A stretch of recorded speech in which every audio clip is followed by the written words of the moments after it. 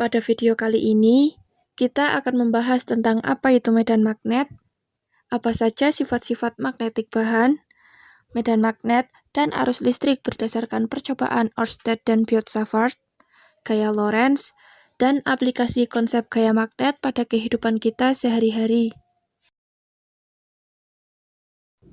Apa itu medan magnet? Medan magnet adalah suatu medan vektor yang menggambarkan pengaruh magnet terhadap muatan listrik yang bergerak, arus listrik, dan bahan magnetik lainnya. Cara ini dibentuk dengan menggerakkan arus listrik sampai memunculkan gaya di muatan listrik yang bergerak. Medan magnet digambarkan dengan garis-garis gaya magnet yang keluar masuk di bagian kutub utara atau selatan magnet. Semakin rapat garis gaya magnet, semakin kuat juga medan magnet tersebut. Sebaliknya, jika garis medan magnet terlihat renggang, maka bisa disimpulkan kalau medan magnetnya lemah. Sifat magnetik bahan. Yang pertama, diamagnetik adalah benda yang menolak magnet. Benda ini tidak dapat ditarik sama sekali oleh magnet meski berada sangat dekat dengan magnet yang kuat. Contoh benda diamagnetik itu sendiri adalah emas, seng, dan merkuri. Sifat magnetik bahan yang kedua yaitu paramagnetik. Paramagnetik adalah benda yang dapat ditarik dengan lemah oleh magnet yang kuat. Contohnya seperti aluminium, tembaga, dan platina. Yang ketiga, ferromagnetik. Ferromagnetik adalah benda yang dapat ditarik dengan kuat oleh magnet. Jika benda jenis ferromagnetik berada dekat dengan magnet, magnet akan menarik benda tersebut. Selain itu, benda yang termasuk bahan ferromagnetik dapat dijadikan suatu magnet. Contoh bahan ferromagnetik adalah baja, besi, nikel, dan kobalt. Yang keempat, antiferromagnetik.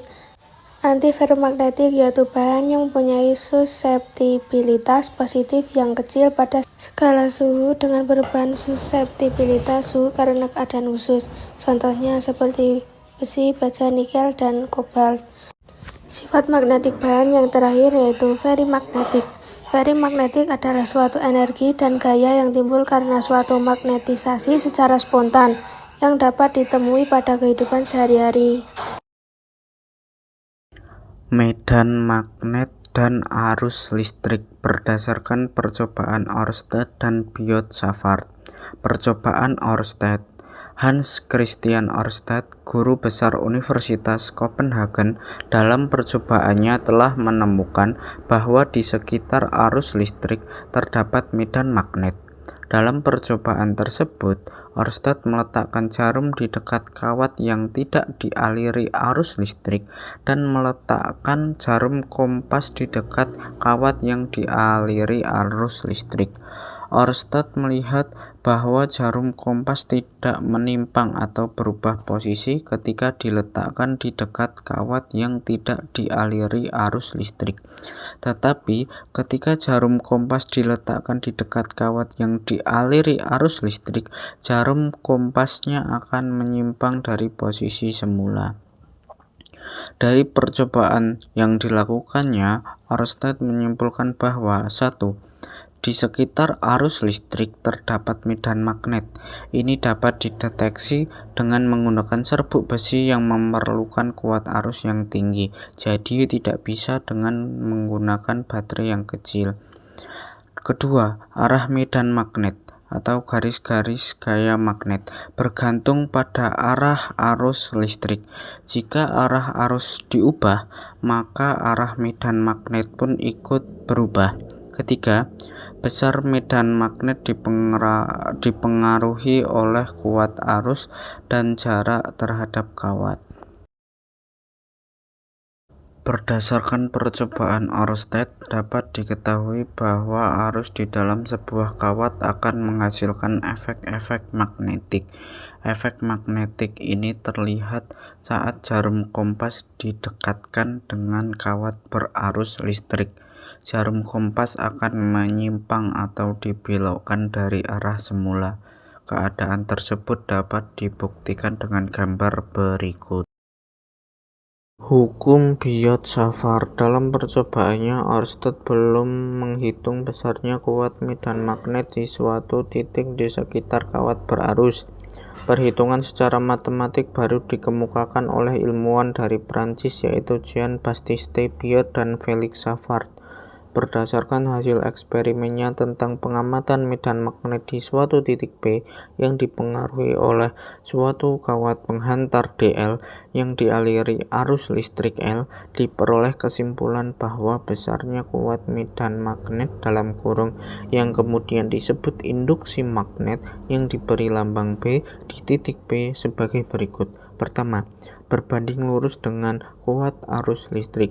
Kedua, berbanding lurus dengan panjang kawat. Ketiga, berbanding terbalik dengan kuadrat jarak antara titik P ke elemen kawat penghantar. Keempat, sebanding dengan sinus sudut apit T antara arah arus dengan garis hubung antara titik P ke elemen kawat penghantar.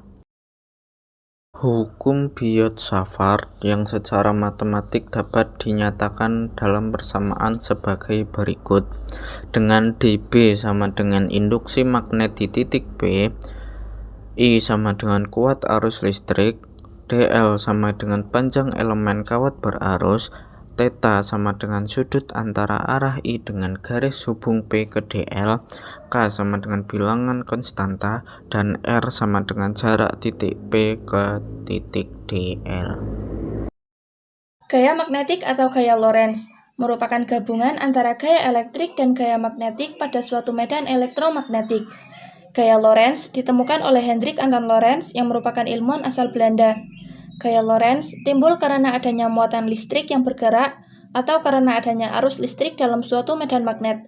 Arah dari gaya Lorentz selalu tegak lurus dengan arah kuat arus listrik yang dilambangkan dengan huruf I besar dan induksi magnetik yang ada yang dilambangkan dengan huruf B besar. Cara menentukan arah gaya Lorentz. 1. Gaya Lorentz pada kawat berarus listrik.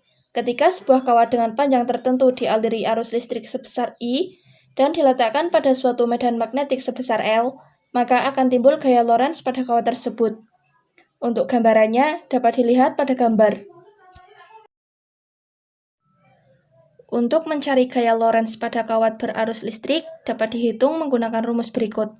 Gaya Lorentz sama dengan ILB dikali sin alfa, dengan L merupakan panjang kawat dengan satuan meter, I merupakan kuat arus yang mengalir pada kawat dengan satuan ampere, B merupakan kuat medan magnet dengan satuan Tesla, dan alfa merupakan sudut yang dibentuk oleh B dan I.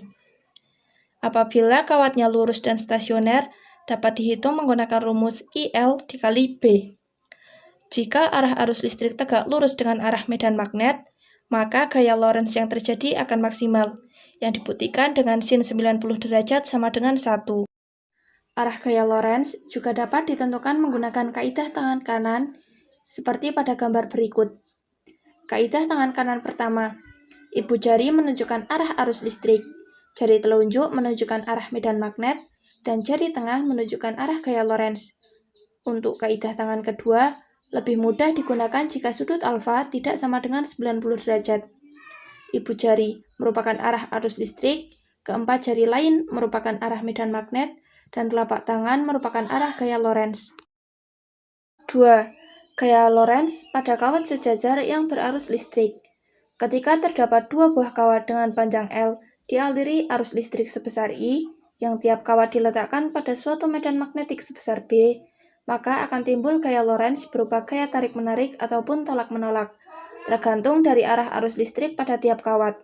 Pada gambar tersebut, terdapat perbedaan antara kawat yang berarus searah dan kawat yang berarus bertolak belakang. Untuk gaya Lorentz pada kawat sejajar yang berarus listrik, dapat dicari menggunakan rumus F Lorentz atau gaya Lorentz sama dengan F1, sama dengan F2, sama dengan M mikro 0 I1 I2 per 2pi A dikali L.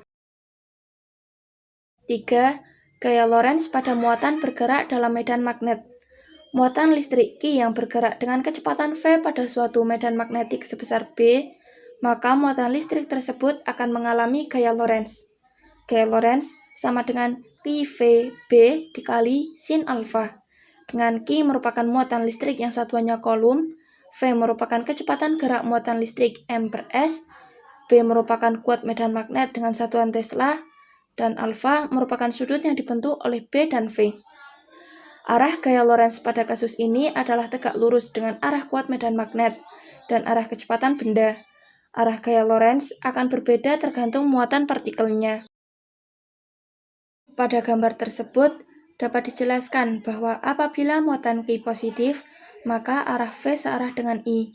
Bila muatan Q negatif, maka arah V berlawanan arah dengan I. Jika arah medan magnet tegak lurus dengan arah kecepatan partikel bermuatan listrik, maka lintasannya akan berbentuk lingkaran, sehingga partikel akan mengalami gaya sentripetal, yang mana besar gaya sentripetal sama dengan gaya Lorentz. PV sama dengan mv kuadrat per R, dan R dapat dicari menggunakan rumus M kali V per Q kali V kali B. Dengan Q merupakan muatan listrik yang satuannya kolom, V merupakan kecepatan gerak muatan listrik dengan satuan M/S, B merupakan kuat medan magnet dengan satuan Tesla, dan R merupakan jari-jari. Aplikasi konsep gaya magnet pada kehidupan sehari-hari. Yang pertama yaitu penggunaan magnet pada pintu kulkas yang membantu membuat pintu dan badan kulkas menempel atau tertutup rapat. Yang kedua, penggunaan magnet pada pengeras suara atau speaker di ponsel, earphone, televisi, dan yang lainnya. Yang ketiga, penggunaan magnet pada mikrofon agar bunyi bisa disalurkan ke pengeras suara. Yang keempat, penerapan magnet pada kompas untuk menunjuk arah. Dan yang terakhir yaitu mengangkat benda-benda terbuat dari besi seperti rongsokan barang atau paku-paku di jalan raya. Terima kasih.